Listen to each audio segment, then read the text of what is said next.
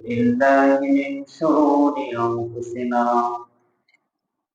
ومن سيئات أعمالنا من يهد الله فلا مضل له ومن يضلل فلا هادي له ونشهد أن لا إله إلا الله وحده لا شريك له ونشهد أن سيدنا وحبيبنا ومولانا محمدا عبده ورسوله الذي أرسله بالحق بشيرا ونذيرا وداعيا إلى الله بإذنه وسراجا منيرا فقد قال الله تعالى في كلامه المجيد والفرقانه الحميد أعوذ بالله من الشيطان الرجيم بسم الله الرحمن الرحيم ومن دونهما جنتان فبأي آلاء ربكما تكذبان مدهامتان فبأي آلاء ربكما تكذبان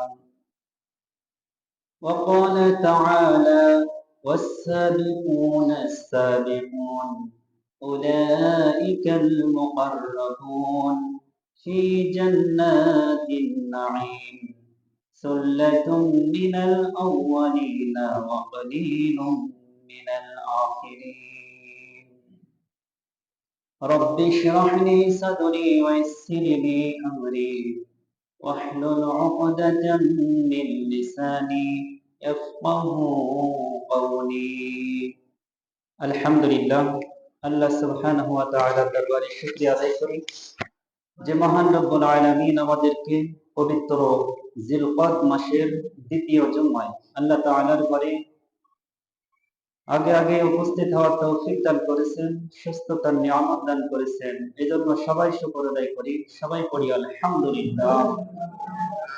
সাথে সাথে দরুদ এবং সালাম বর্ষিত হোক সাইয়্যিদুল মুরসালিন আশরাফুল আম্বিয়া রাহমাতুল লিল আলামিন খাতামুন নবিয়্যিন হযরত মুহাম্মদ রাসূলুল্লাহ সাল্লাল্লাহু আলাইহি ওয়াসাল্লাম।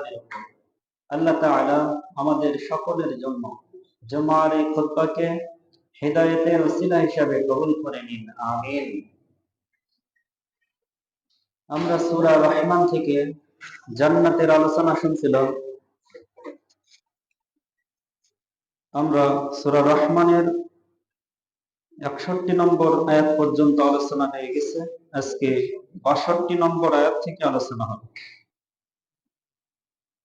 তো আল্লাহ তাআলা সূরা রহমানে জান্নাতের মনোরম দৃশ্যের বর্ণনা করেছে, আমাদেরকে বোঝানোর জন্য যতটুকু বুঝে আসবে ততটুকুই বর্ণনা করেছেন সংক্ষিপ্ত আকারে।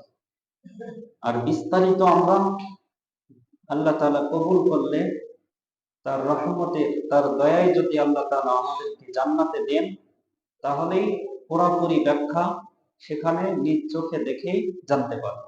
সুবহানাল্লাহ। যতই বর্ণনা করি সেটা কম হয়ে যাবে, সেটা অতি নগদ। আর যেটা আল্লাহ তাআলা রেখেছেন সেটা সুবিস্তৃত জান্নাতে জান্নাতীদের জন্য। আল্লাহ তাআলা কেমন আয়োজন করে রেখেছেন, কেমন প্রত্যেক দিনই আল্লাহ তাআলা জান্নাতকে সাজান। সুবহানাল্লাহ। মূলত জান্নাতের জমিন হলো খালি জায়গা। যে বান্দা যতটুকু আমল করবে, যখনই আমল করে, সে আমলের বিনিময়ে আল্লাহ তাআলা জান্নাতকে সাজিয়ে দেন। সুবহানাল্লাহ। এজন্য জান্নাতের দরজা হলো সবসময় খোলা। ফাতিহাত আবওয়াবুল জান্নাহ, জান্নাতের দরজা জান্নাতীরা যে দেখবে কি খোলা, অলরেডি খোলা। সুবহানাল্লাহ। এই কারণে যে জান্নাতীদের সব সময় সেখানে আমল যায়, আর আমলের বিনিময়ে আল্লাহ তাআলা জান্নাতকে সাজান। যখন বান্দা সুবহানাল্লাহ বলে, আল্লাহ সেখানে এমন বৃক্ষ রোপণ করে দেন যে বৃক্ষের ছায়া 70,000 বছর একটা ঘোড়া দৌড়াইও শেষ করতে পারে না। সুবহানাল্লাহ। এভাবে কিছু কিছু আমলের কথা বলা হয়েছে। যেমন হাদিসে আসছে, সহিহ হাদিসে, যদি কেউ 10 বার সূরা ইখলাস পাঠ করে, যদি কেউ 10 বার সূরা ইখলাস পাঠ করে, তাহলে জান্নাতের মধ্যে তার জন্য বিশাল বড় একটা অট্টালিকা তার জন্য তৈরি হয়েছে। সুবহানাল্লাহ। 10 বার ইখলাস পাঠ করতে 2 মিনিটও লাগে না, অথচ এত বিশাল অট্টালিকা হয়ে যাবে যে অট্টালিকা পৃথিবীতে নেই, পৃথিবীতে অত বড় অট্টালিকা নেই, এমন বিশাল একটা অট্টালিকা আপনার জন্য জান্নাতে তৈরি হয়েছে। সুবহানাল্লাহ। তাহলে জান্নাতে এমন ক্ষমতাবান কে আছে যে 2 মিনিটে একটা বিল্ডিং বানাবে? এই ক্ষমতা কি? কারণ টাকা থাকতে পারে কিন্তু সময় লাগে। যে কোনো বিষয়ে পৃথিবীতে যে কোনো কিছু সময়ে হয়, টাকাই সব হয় না। টাকাই হয় কিন্তু কি সময় ছাড়া হয়, সময় লাগে। আপনি একটা গাছ লাগাবেন, সেটা সময় না হলে ফল আসবে না। এজন্য যে কোনো বিষয় সময় লাগে, কিন্তু জান্নাত এমন জায়গা যেখানে আল্লাহ তাআলা সময় ছাড়াই তৈরি করে দেন। সুবহানাল্লাহ। যদি আল্লাহ বলেন কুন, তা ফায়াকুন, তা হয়ে যায়। এখানে আল্লাহ তাআলা সূর্য ওঠায়, কিন্তু সেটাও সময় ওঠাবে। হঠাৎ অর্ধেক রাত্রে আল্লাহ তাআলা উঠাবেন, রাত শেষেই সূর্য উঠবে, সময়েই উঠবে, সময়ের আগে মাত্র। আর জান্নাতে আল্লাহ তাআলা কোনো টাইম নেই, জান্নাতে সব সময় একই। এজন্য কেউ বয়স বাড়বে না। জান্নাতে সময় নেই, এই জন্য মানুষের বয়স বাড়বে না। সহিহ বুখারী এবং মুসলিমের হাদিসে আসছে যে সর্বপ্রথম যারা জান্নাতে প্রবেশ করবে তাদের চেহারা হবে পূর্ণিমার রাতের উজ্জ্বল চন্দ্রের ন্যায় হবে প্রত্যেক জান্নাতীদের চেহারা। সুবহানাল্লাহ। যারা সর্বপ্রথম যে দল প্রবেশ করবে, এরপরে যে দল প্রবেশ করবে তাদের চেহারা হবে সবচেয়ে তারকাদের মধ্যে, নক্ষত্রদের মধ্যে যারা সবচেয়ে বেশি উজ্জ্বল, তারাদের মধ্যে যারা সবচেয়ে উজ্জ্বল, সেই তারার ন্যায় দ্বিতীয় দলদের চেহারা হবে। সুবহানাল্লাহ। প্রত্যেক জান্নাতি আদম আলাইহিস সালামের মতো 60 হাত লম্বা হবে, সবাই সমান লম্বা হবে, কেউ খাটো কেউ লম্বা এমন। সব জান্নাতি আদম আলাইহিস সালাম যেভাবে পৃথিবীতে এসেছিলেন 60 হাত লম্বা, আল্লাহ তাআলা জান্নাতীদের আদম আলাইহিস সালামের মতো 60 হাত করে তৈরি করে দিলেন। সুবহানাল্লাহ। আর প্রত্যেক জান্নাতি সুন্দর হবে, 30 থেকে 32 বছর বয়সী হবে, এবং এই বয়সেই তারা চিরস্থায়ী ভাবে থেকে যাবে, আর কোনোদিন বয়স বাড়বে না। আর প্রত্যেক হুর হুর দেওয়া হবে, প্রত্যেক জান্নাতীকে স্পেশাল ভাবে 2টা হুর দেওয়া হবে। হাদিসে আসছে, সহিহ বুখারী এবং মুসলিমের হাদিস। এই 2টা হুর সবচেয়ে আরো হুর থাকবে, আরো হুর গিলমান থাকবে, তারা দাসী হিসেবে, সেবিকা হিসেবে। আর স্পেশাল ভাবে রাজরানী হিসেবে 2জন থাকবে। কারোর জন্য অতিরিক্ত হতে পারে, সেটা আল্লাহ তাআলা চায়। যে যেমন তাকওয়াবান, যে যেমন পরহেজগার, যে যেমন আমলকারী, সর্বোচ্চ শীর্ষে আমলকারীগণ কি আগে প্রবেশ করবে। সুবহানাল্লাহ। এবং তাদের মর্যাদা সবচেয়ে বেশি হবে। তো এই জান্নাতীদের হুর এগুলো এত সুন্দর, তাদের পায়ের বর্ণনা দেওয়া হয়েছে। শুধু তাদের সব বর্ণনা আমাদের বুঝে আসবে না, শুধু পায়ের বর্ণনা দেওয়া হয়েছে যে তাদের তাদের পায়ের বর্ণনা এত সুন্দর যে তাদের পা যে এত স্বচ্ছ হবে যে তাদের মাংস চামড়া ভেদ করে হাড়ের মজ্জা পর্যন্ত দেখা যাবে। সুবহানাল্লাহ। এত সৌন্দর্য আল্লাহ তাআলা এই হুরদেরকে দিয়েছে। আর জান্নাতীদের সমস্ত কিছু, প্রত্যেক পাত্র হবে স্বর্ণের। যে প্লেটে তারা নাস্তা করে সেই প্লেটটা হবে স্বর্ণের। আর প্রবেশ করেই প্রত্যেক জান্নাতি জান্নাতে প্রবেশ করেই প্রথম যে নাস্তা করবে, এই নাস্তাটাই হবে তাদের 6 লক্ষ প্লেট। সুবহানাল্লাহ, 6 লক্ষ প্লেট নাস্তা জান্নাতিরা করবে। তাহলে জান্নাতিরা কেমন হবে?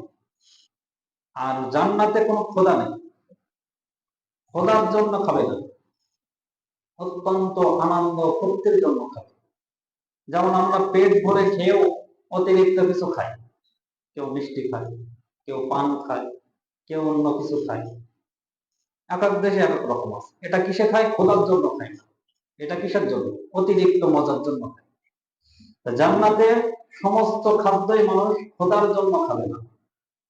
জান্নাতীরা খাদ্য খাবে অত্যন্ত মজার জন্য, আনন্দের জন্য। তারা কখনো ক্ষুধার্ত হবে না। জান্নাতীদের চিরুনি পর্যন্ত স্বর্ণের হবে। চিরুনির কথা আসছে যে তারা যে চিরুনি দিয়ে আসলাবে চুল, এই চিরুনিটাও হবে স্বর্ণের। জান্নাতের মাটি হবে মেশকের, কস্তুরীর নাই। জান্নাতের মাটি যদি কেউ খেতে চায় তা খাওয়া যাবে। জান্নাতের মাটি এতটা সৌন্দর্য। জান্নাতের মধ্যে রাসূলুল্লাহ সাল্লাল্লাহু আলাইহি সাল্লাম যখন সবে মিরাজে গিয়েছেন তখন 4টা নহর দেখেছেন।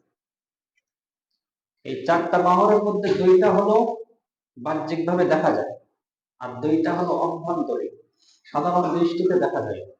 গায়েব গায়েবে 2টি নহর আছে এই পৃথিবীতে বহমান। 4টা নহর জান্নাত থেকে পৃথিবীতে বহমান, 2টা দেখা যায় না আর 2টা দেখা যায়। সেই 2টার কোথায় সেই নদীর নাম রাসূল সাল্লাল্লাহু আলাইহি সাল্লাম বলে দিয়েছেন। সুবহানাল্লাহ। একটা হলো ইরাকের ফোরাত নদী, যেটা জান্নাত থেকে প্রবাহমান। দ্বিতীয়ত হলো মিশরের নীল নদ, যেটা জান্নাত থেকে প্রবাহমান। এর ব্যাখ্যায় মুহাদ্দিসিনে কেরাম বলেছেন যে এটার মূলত জান্নাতি, এই জন্য এটা জান্নাতের। এটা হচ্ছে জান্নাত থেকে বয়ে এসেছে এমনটা না। যেমন মানুষ হলো, আমরা জান্নাতি মানুষ, জান্নাত থেকে এখানে এসেছি, কিন্তু আসলে জান্নাত থেকে ঢপাস করে পড়িনি। আমাদের মূল আদম আলাইহিস সালাম জান্নাতি ছিলেন, সেইভাবে বংশক্রমে আমরা জান্নাতি। সেই হিসাবে এই নীল নদ এবং এই ফোরাত নদ, এই দুটো জান্নাতি নদ, কিন্তু এদের যে একটা শাখা যে জান্নাতে যে লেগে গেছে এমনটা না। এটা হলো মুহাদ্দিসিনদের মত। আর রাসূল সাল্লাল্লাহু আলাইহি সাল্লাম যেহেতু এটা বলেছেন যে এটা জান্নাতি নদ, জান্নাত থেকে প্রবাহমান, এজন্য এটা জান্নাতের মতো, অথবা বর্ণনা করেছেন যে এই 2 নদ জান্নাতের মতো বরকতময়, এজন্য এই নদকে জান্নাতি নদ বলা হয়। সুবহানাল্লাহ। জান্নাতীদের যখন জান্নাতে প্রবেশ করানো হবে, এর আগে বলে রাখি যে কিয়ামতের আগে, কিয়ামতের আগে কারা আগে জান্নাতে প্রবেশ করেছে? 1 নম্বর হযরত আদম আলাইহিস সালাম, তিনি আগে জান্নাতে প্রবেশ করেছেন মানব জাতির মধ্যে। তিনি প্রথম মানব, তিনি প্রথম জান্নাতে প্রবেশ করে তারপর এসেছেন। এরপরে হাওয়া আলাইহিস সালাম জান্নাতের মাটি দ্বারা তৈরি বা জান্নাতের ভিতরে তৈরি, আদম আলাইহিস সালামের বাম পাশের বাঁকা হাড় দ্বারা। এটা সহিহ হাদিস। কিন্তু আমাদের দেশে অনেকে মনে করে যে যে যার স্ত্রী সে স্বামীর বাম পাশের হাড় দ্বারা তৈরি। এটা হলো ভুয়া হাদিস, এটা মিথ্যা কথা। যে প্রত্যেক স্বামী বা প্রত্যেক স্ত্রী স্বামীর বাম পাশের বেঁকা হাড় দ্বারা তৈরি না। মূলত হাওয়া আলাইহিস সালাম আদম আলাইহিস সালামের বাম পাজরের হাড় দ্বারা তৈরি। আর তার থেকে যত নারী আসছে তারা ওইভাবেই তৈরি, একটু বেঁকা হাড়। এটা ঠিক আছে যে নারীরা একটু বেঁকা হাড়, কঠোর করলে ভেঙে যাবে, আর একেবারে ছাড় দিলে ভেঙে যাবে। তাহলে তার মধ্যমপন্থী ভাবে চালাতে হবে। তাহলে স্ত্রী কিভাবে চালাতে হয় এটার গুণ আগে আপনার শিখতে হবে, তারপর বিয়ে করতে হবে। এটা হলো নিয়ম। শুধু বিবাহের ক্ষেত্রে যত মশলা আছে, রাজনীতি নিয়ে, অর্থনীতি নিয়ে, সমাজনীতি নিয়ে, আপনার ব্যবসা বাণিজ্য নিয়ে, আর যত কিছু নিয়ে যত মশলা আছে এটা অর্ধেক। আর বৈবাহিক জীবন নিয়ে যত মশলা আছে এটা হলো অর্ধেক। মানে আপনার গোটা পৃথিবী একদিকে, আবার সংসার জীবন আপনার জীবনের অর্ধেক। আপনার গোটা পৃথিবীর যাই হোক না কেন এটা অর্ধেক হবে, আর আপনার সাংসারিক জীবন হবে আপনার জীবনের অর্ধেক। এই জন্য এই মশলাগুলো আমরা জানি না, তার আগে বিয়ে করে দেয়। এই জন্য বাপ মার কাছেও আমি খারাপ হয়ে যাই, বইয়ের কাছেও খারাপ হয়ে যায়। কিসের কারণে? বাপ মা বলে এ আমার কোলাঙ্গার সন্তান, আর স্ত্রী আপনাকে গালি দেবে এ হলো আমার সবচেয়ে খারাপ স্বামী। তাহলে সবার কাছে আপনি খারাপ হয়ে যাবেন। তখন যখন আপনার জ্ঞান থাকবে না যে কিভাবে স্ত্রী চালাতে হয় আর কিভাবে স্ত্রীকে রেখে বাপ মাকে সেবা করতে হয়, এই জ্ঞান যদি আপনার না থাকে, তাহলে আপনি সবচেয়ে খারাপ হয়ে মৃত্যুবরণ করবেন। বাপ মার কাছেও খারাপ, স্ত্রীর কাছেও খারাপ, সন্তানদের কাছেও খারাপ। যদিও আপনি তাদের জন্য অনেক শ্রম পরিশ্রম আছে, কিন্তু আপনি সিস্টেমটা ভুল করার কারণে খারাপ হয়ে যাবে। এই জন্য আমাদেরকে জ্ঞান অর্জন করতে হবে। তাহলে স্ত্রী হলো স্বামীর বাম পাজরের হাত দ্বারা তৈরি না। এক একজনের তো 10টাও স্ত্রী হয়, মারা যায় বা ছেড়ে দেয়, তালাক হয়। তাহলে সব স্ত্রী যদি ওর পাজরের ঘাড়ে হয় তাহলে তোর পাজরই নেই। এজন্য এটা হলো কি ভুল কথা। মূলত হাওয়া আলাইহিস সালাম আদম আলাইহিস সালামের ব্যাকা হাত দ্বারা বা বাম পাজরের হাত দ্বারা তৈরি, এই হিসাবে সব নারী ওইভাবে আসছে। তো আদম আলাইহিস সালাম এবং হাওয়া আলাইহিস সালাম জান্নাতে প্রথম প্রবেশ করে এরপর পৃথিবীতে আসছে। এরপর রাসূলুল্লাহ সাল্লাল্লাহু আলাইহি ওয়াসাল্লাম জান্নাতে প্রবেশ করেছেন শবে মিরাজের রজবে। তাকে জান্নাতের সব জান্নাত ঘুরিয়ে দেখানো হয়েছে এবং তিনি জাহান্নামও ঘুরে দেখে এসেছেন। জান্নাতের নাজ নিয়ামত কেমন আর জাহান্নামের শাস্তিগুলো কেমন, এগুলো দেখানো হয়েছে। এরপরে ইদ্রিস আলাইহিস সালামের ব্যাপারে যেটা বলা হয় এটা সঠিক নয়, এটা সহিহ দলিল দ্বারা প্রমাণিত নয়, এজন্য ওটা বাতিল। কোরআনের আয়াতে আল্লাহ তাআলা বলেছেন শহীদদের ব্যাপারে, ওয়ালা তাকুলু লিমান ইউকতালু ফি সাবিলিল্লাহি আমওয়াত বাল আহইয়াউ ওয়ালাকিন লা তাশউরুন। কখনোই তোমরা শহীদদেরকে মৃত বলো না, কেননা তারা মৃত নয়, তোমরা তা উপলব্ধি করতে পারো না। শহীদরা আসলেই মৃত নয়, যারা আল্লাহর পথে আল্লাহর জন্য জীবন বিলিয়ে দেয়, এদেরকে আল্লাহ তাআলা নিজেই বলেছেন যে এদেরকে মৃত বলো না, বরং এরা জীবিত। এটা হলো সূরা বাকারার 152-53 নম্বর আয়াতের দিকে। এরপরে সূরা আলে ইমরানের 169 নম্বর আয়াতে আল্লাহ তাআলা বলেন বাল আহইয়াউন ইনদা রাব্বিহিম ইরসাকুন, বরং তারা হলো জীবিত এবং রবের পক্ষ থেকে তাদেরকে রিজিক দেওয়া হয়, তারা রিজিক প্রাপ্ত। সুবহানাল্লাহ। তাহলে রিজিক খায় কারা? জীবিতরা না মৃতরা? জীবিতরা। অতএব শহীদরা হলো জীবিত। এরপর আসুন হাদিসে আসছে যে শহীদরা কিভাবে জীবিত, কোথায় আছে তারা। শহীদদের আত্মা, এটা জান্নাতের সবুজ পাখি আছে, এই পাখিদের মধ্যে তাদের আত্মা ঢুকেছে, অর্থাৎ সবুজ পাখির ন্যায় তাদের আত্মা জান্নাতের মধ্যে সমস্ত জায়গায় স্বাধীনভাবে ঘুরতে থাকে। সুবহানাল্লাহ। এরপর তারা সারাদিন ঘুরে তাদের অবস্থানের জন্য একটা জায়গা, সেটা হলো মহান আল্লাহ তাআলার আরশ। এই আরশের নিচে দীপাবলি নাই একটা স্থান আছে, জান্নাতে ঝুলন্ত দীপাবলি। শহীদেরা সারাদিন জান্নাতের মধ্যে ঘুরে দিন শেষে তারা এই ঝুলন্ত দীপাবলিতে, যেটা আরশের মধ্যে আরশের নিচে ঝুলন্ত আছে, এই ঝুলন্ত দীপাবলিতে এসে তারা আশ্রয় নেয়, সেখানে অবস্থান করে। সুবহানাল্লাহ। এইভাবে তাদের জীবন চলে। তাহলে জান্নাতের মধ্যে তারা যেখানে ইচ্ছা সেখানে যায়, যা ইচ্ছা তাই খায়, তাদের রিজিক দেওয়া হয়, এরা জীবন্ত ন্যায় খুশি আনন্দে ফুর্তিতে ঘুরে বেড়ায়। একদিন আল্লাহ তাআলা তাদেরকে ডাক দিয়ে বলেন, এটা সেই হাদিসে আসছে যে তোমরা আর কি চাও? তা তারা কিছুই চায় না, বলে আমাদের কিছু প্রয়োজন। আবারও আল্লাহ বলে যে কি চাও বলো, বলে আমাদের কিছু প্রয়োজন। আবারও বলে যে না, কি চাও বলো। 3বার যখন আল্লাহ তাআলা বলেন তখন তারা বলে যে আমাদের আর কিছু প্রয়োজন নেই, এখানে এখানে তো আমরা দেখবি খুশি, যা ইচ্ছা তাই করছি, যেখানে ইচ্ছা সেখানে করছি। আমাদের কোনো আযাব নেই, কষ্ট নেই, কিন্তু আমাদের একটা ইচ্ছা এখনো আছে। সেটা কি? যে আমাদেরকে আবারও আপনি দুনিয়ায় পাঠান, আমাদেরকে সেই জীবন দিয়ে, দুনিয়ার জীবন দিয়ে দুনিয়ায় পাঠান, আমরা আবারও আপনার জন্য আমাদের জীবনকে আবারও আপনার রাস্তায় বিলিয়ে দিয়ে আমরা আবারও শহীদ হয়ে এখানে আসতে চাই। সুবহানাল্লাহ। তাহলে শহীদদের ইচ্ছা কি? শহীদের মৃত্যু সবচেয়ে আনন্দময় মৃত্যু, যার কারণে তারা এই মৃত্যুটা আবার চায়। দেখেন, জান্নাতে তারা সব পাচ্ছে, তাদের আর কোনো কিছু চাওয়া নেই। তাহলে জান্নাতের ওই নিয়ামতের মধ্যে আর একটা কি চাওয়া? যে আমি আল্লাহর রাস্তায় আর একবার জীবন দেব। তাহলে সেটা কতটা আনন্দের ছিল, সেটা কতটা মজাদার, যে আল্লাহর রাস্তায় জীবন বিলিয়ে দেওয়া। এই জন্য এই শহীদদের মর্যাদা আল্লাহ তাআলা সবার আগে রেখেছে। এরা রিজিক প্রাপ্ত, এদেরকে কিয়ামতের বিচার আসারের আগেই জান্নাতের নিয়ামত দান করেছে। সুবহানাল্লাহ। এখনো তারা দেহ পায়নি, কি পেয়েছেন? পাখির মতো দেয়, উড়ে যাবে, এখনো দেহ পাবে না। দেহ জান্নাতীদেরকে দেওয়া হবে যখন তার আগে তাদেরকে আবি হায়াতের পানিতে গোসল দেওয়া হবে, চুবুন দেওয়া হবে, তারপর জান্নাতে দেওয়া হবে।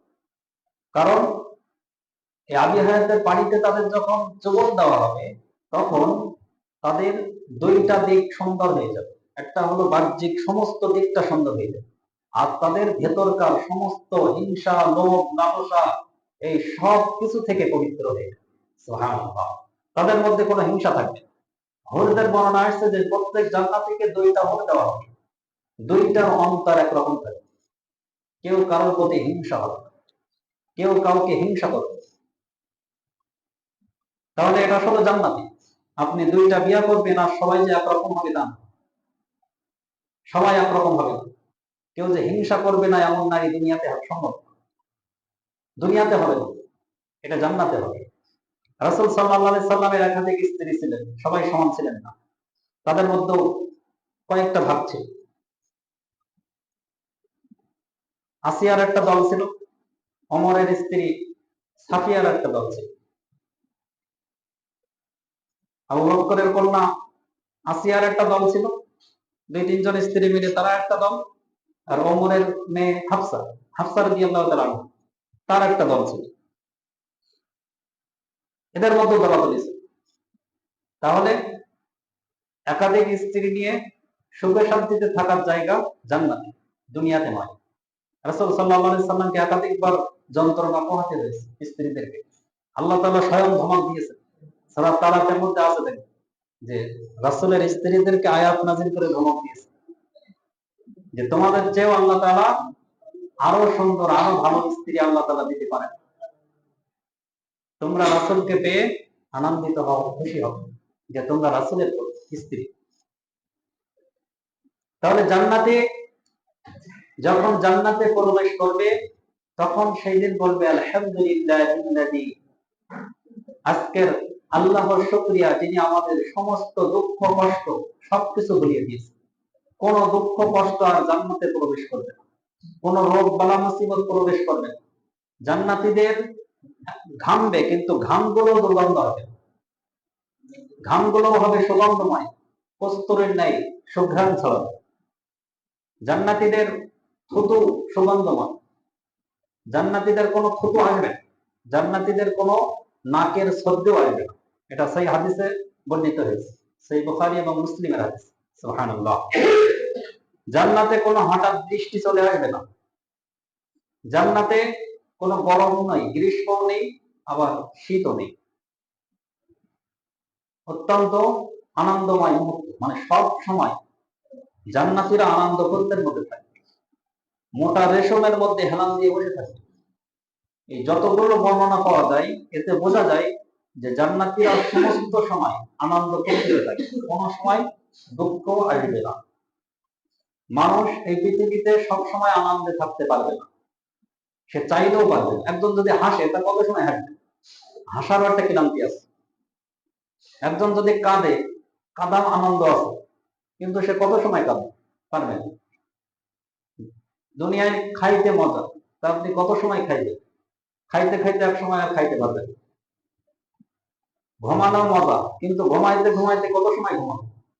মানে এখানে সবকিছু একটা লিমিটেড।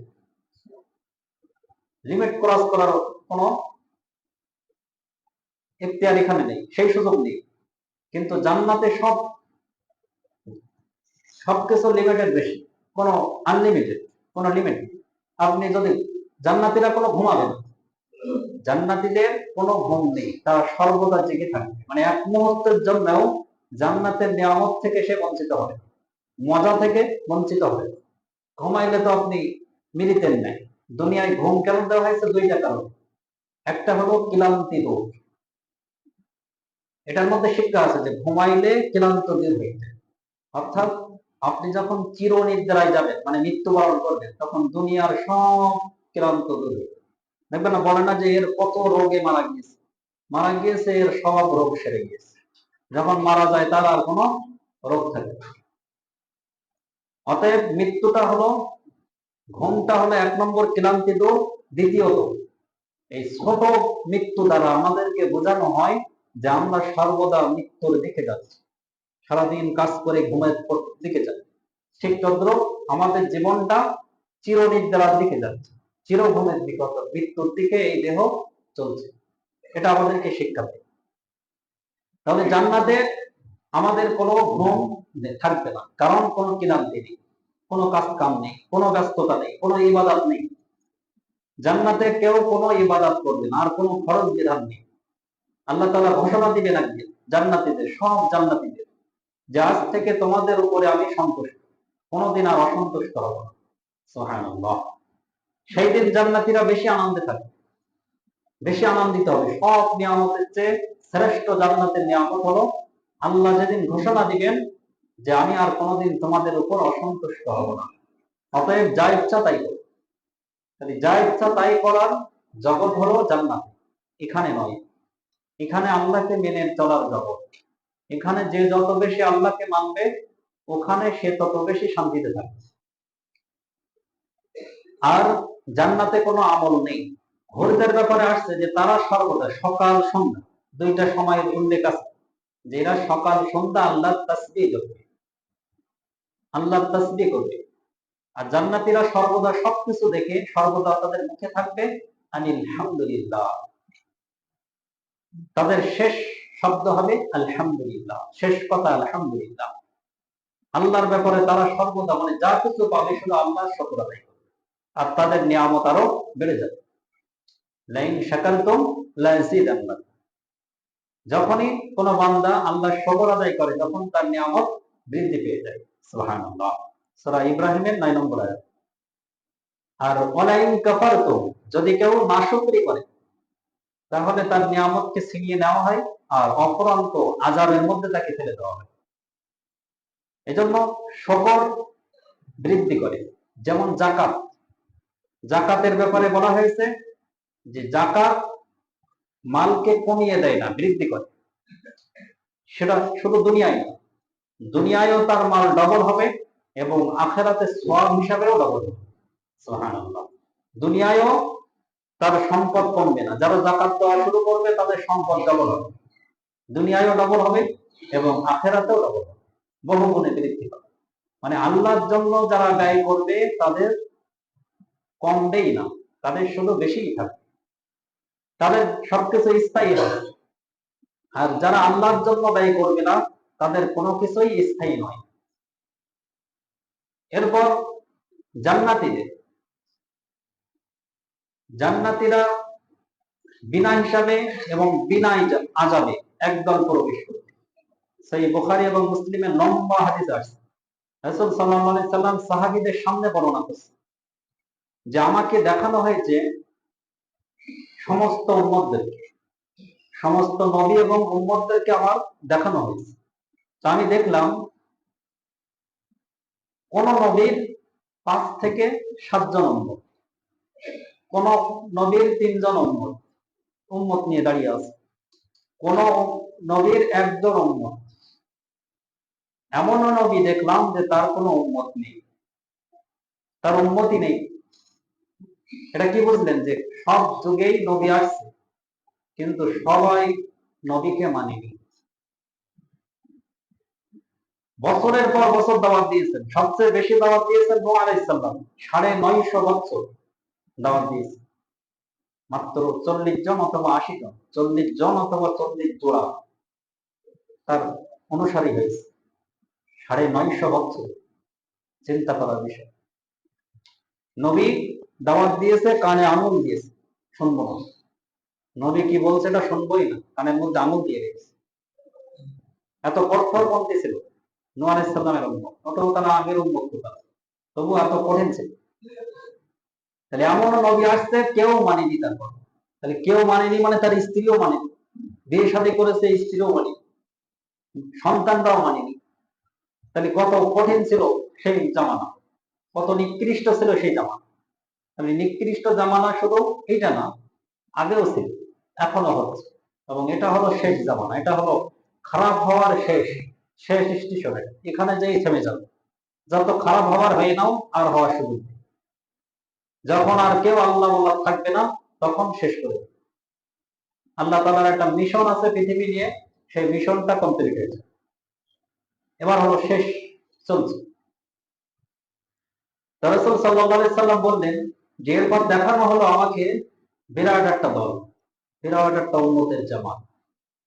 রাসূল সাল্লাল্লাহু আলাইহি সাল্লাম বললেন যে আমি মনে মনে ভাবলাম যে এটা মনে হয় আমার উম্মত। তখন তাকে ঘোষণা দেওয়া হলো এটা হলো মুসা আলাইহিস সালাম এবং তার উম্মত। সুবহানাল্লাহ। রাসূল সাল্লাল্লাহু আলাইহি সাল্লামের মনে একটা ঈর্ষা জাগে। হিংসা এক জিনিস আর ঈর্ষা আরেক জিনিস। হিংসা না, এটা কি ঈর্ষা, যে আমিও যদি পারতাম। আর হিংসা কি জিনিস, ওর যেন না হয়। মানে হিংসা আর ঈর্ষা তো জিনিস দেখেন। ইলম নিয়ে ইবাদত নিয়ে ঈর্ষা করতে উৎসাহিত করা হয়েছে যে তোমরা ইলম নিয়ে, মানে যার জ্ঞান আছে তুমি ঈর্ষান্বিত হবে, তুমিও কেন জানি হবে, অমুকের সন্তান জ্ঞান অর্জন করেছে, তোমার সন্তান কেন হবে বা আমার সন্তান কেন হবে না, এভাবে ঈর্ষান্বিত হয়। কিন্তু এই নয় যে সে জ্ঞানী হয়েছে ওকে জ্ঞানী হতে দেবো না, এটা হলো হিংসা। যে ও কেন জ্ঞানী হবে, ওর হতে দেবো না, শুধু আমি হব, এটা হলো হিংসা। ইবাদত ওকে করতে দেবো না, আমি করব, এটা হিংসা। আর ঈর্ষা কি, যে ও করে হচ্ছে আমি ভালো করব, ও দান করে হচ্ছে আমি বেশি দান করব, এটা হলো ঈর্ষা। এই ঈর্ষান্বিত হওয়ার তাগিদ হাদিসে আছে। রাসূল সাল্লাল্লাহু আলাইহি সাল্লাম কি করলেন, মনে মনে ঈর্ষা করলেন যে ওর চেয়ে যদি আমার উম্মত বেশি হয়। তখন আল্লাহ তাআলা আবার বললেন যে ওই দিগন্তের দিকে তাকান। তখন দেখে যে সমস্ত আকাশ চুম্বি বিশাল একটা জামাত। রাসূল সাল্লাল্লাহু আলাইহি সাল্লামকে ঘোষণা দেওয়া হলো এটা হলো আপনার উম্মত। সুবহানাল্লাহ। অর্থাৎ রাসূল সাল্লাল্লাহু আলাইহি সাল্লামের উম্মত হবে সবচেয়ে বেশি, এবং সেটা প্রমাণিত হয়ে গেছে যে গোটা নবীর যত উম্মত এসেছে তার চেয়ে এই জামানার মানুষ সবচেয়ে বেশি। এটা হলো উম্মতের ব্যাপারে। উম্মতের ব্যাপারে পার্থক্য আছে। একটা হলো মানুষ হলেই সে উম্মত না, ঈমান আনা লাগবে, রাসূলের প্রতি ঈমান আনা লাগবে, রাসূল যে বিষয়ে বলেছেন সে বিষয়েও ঈমান আনা লাগবে, তবে সে উম্মত। এরপর এই উম্মতের মধ্যে ঘোষণা আসছে যে আপনার এই উম্মতের মধ্যে এমন 70,000 লোক আছে যাদেরকে আমি বিনা হিসাবে জান্নাতে প্রবেশ করাবো। সুবহানাল্লাহ।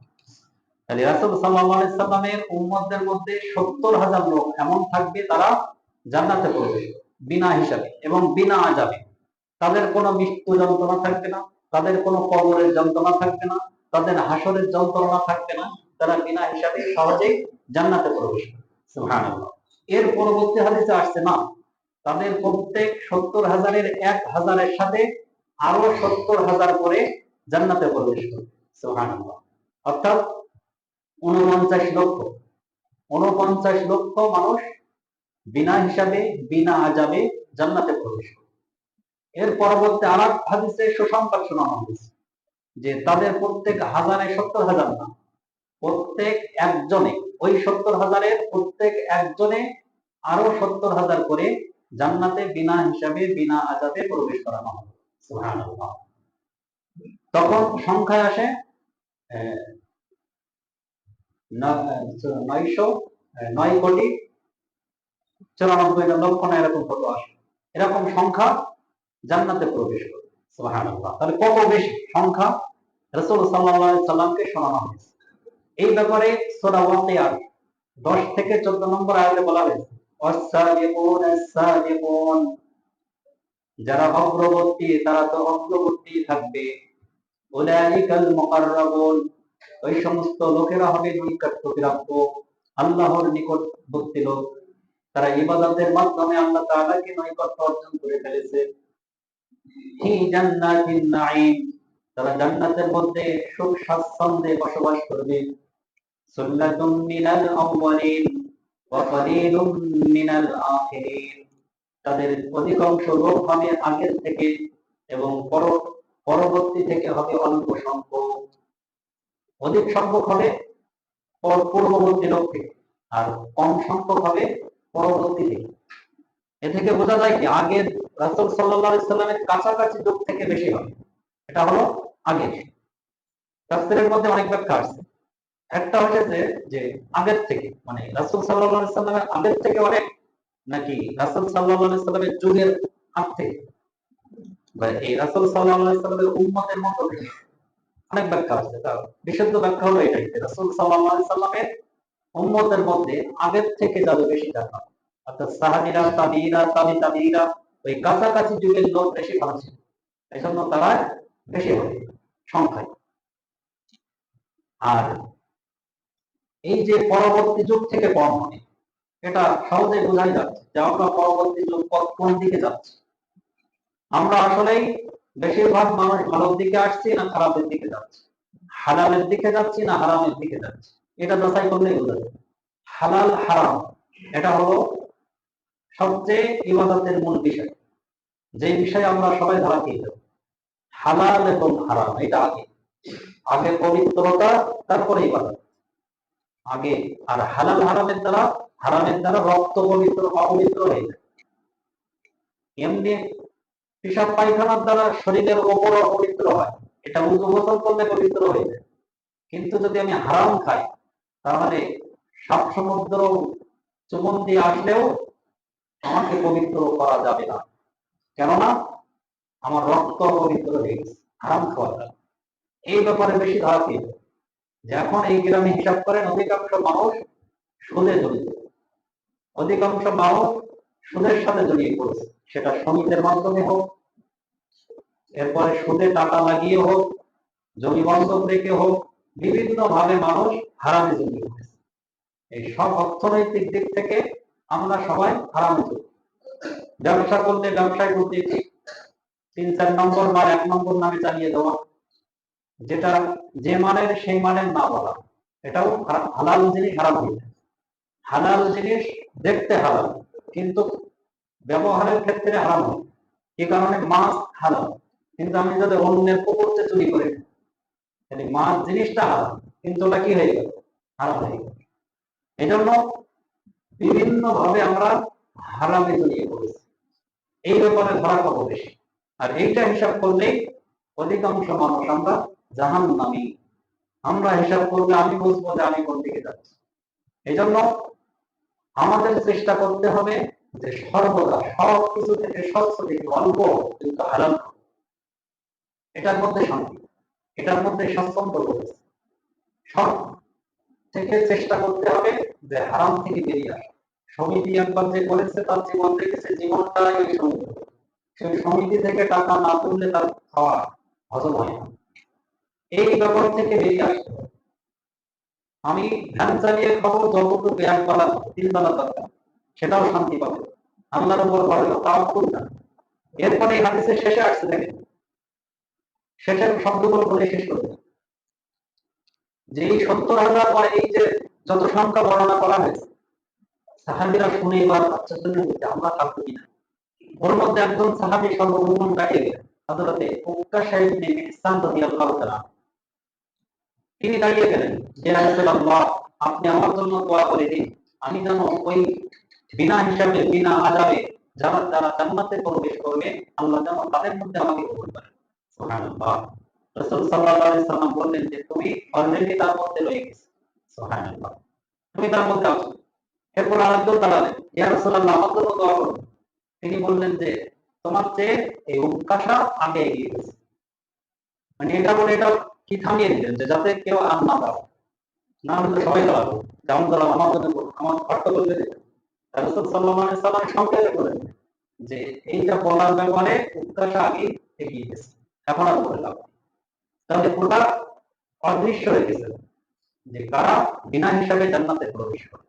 ওটা সবার সংখ্যায় হযরত আবু বকর সিদ্দিক রাদিয়াল্লাহু তাআলা তিনিও চিন্তিত থাকতেন যে আমি জান্নাতি না জান্নাতি যাবো না, আল্লাহ আমাকে ক্ষমা করেছেন না করে। এই সব ব্যাপারে সবাই চিন্তিত ছিল। আর এই চিন্তিত মন এটা আল্লাহ তাআলা পছন্দ করে, যে পেরেশানে থাকে সর্বদা, নিজের ব্যাপারে পেরেশানে থাকে, একে আল্লাহ তাআলা পছন্দ করে যে আমি গুনাহগার, আল্লাহ আমাকে ক্ষমা করবে কিনা, এইভাবে যে মনটাকে ছোট করে রাখে এমন নফসকে আল্লাহ তাআলা পছন্দ করে। এরপর আছে যে বিনা হিসাবে তারাই প্রবেশ করবে, তাদের গুণ কি, তাদের গুণ বর্ণনা করা হয়েছে যারা অশুভ লক্ষণে বিশ্বাস করে না। যারা কি অশুভ লক্ষণ মনে করে যে বিধবা নারী দেখেছি আজকে সকালে, আমার আজকে যাত্রাটাই অশুভ, এরকম কি নানান পিছন দিক থেকে একজন দেখেছে তাহলে আজকে যাত্রাটাই আমার অশুভ দেখেছে। এই কিছু দেখে তারা অশুভ মনে করে, কোন পাহাড়কে অশুভ মনে করে, শনিবার মঙ্গলবার অশুভ মনে করে। এই অশুভ যারা মনে করবে না, আল্লাহর উপর ভরসা রেখে যারা করবে, তারাই ওই বিনা হিসাবে জান্নাতীদের অন্তর্ভুক্ত হবে। সুবহানাল্লাহ। এরপর আরো আছে যারা তাবিজ, তাওয়ালে বিশ্বাস করে, যারা ওগুলো করেও না, কারো দেয়ও না, নিজেও ধরে না, এই সমস্ত থেকে যারা আল্লাহর উপর খাঁটি ভরসা নিয়ে যারা চলে, তারাই বিনা হিসাবে বিনা আযাবে জান্নাতে প্রবেশ। সুবহানাল্লাহ। আল্লাহ তাআলা আমাদের সকলকে এই অশুভ লক্ষণে বিশ্বাসী থেকে, এরপরে ঝাড়ফুঁক তাবিজ তাওয়ালে সবকিছু থেকে, অশুভ লক্ষণ থেকে আমাদেরকে বিরত থেকে আল্লাহর উপর ভরসা রেখে, আল্লাহর উপর ভরসাকারীরা যেভাবে বিনা আযাবে বিনা হিসাবে জান্নাতে প্রবেশ করবে, আল্লাহ তাআলা আমাদের সকলকেই তাদের অন্তর্ভুক্ত করে নিন। আমিন। আখির দাওয়ানা আলহামদুলিল্লাহি রাব্বিল আলামিন।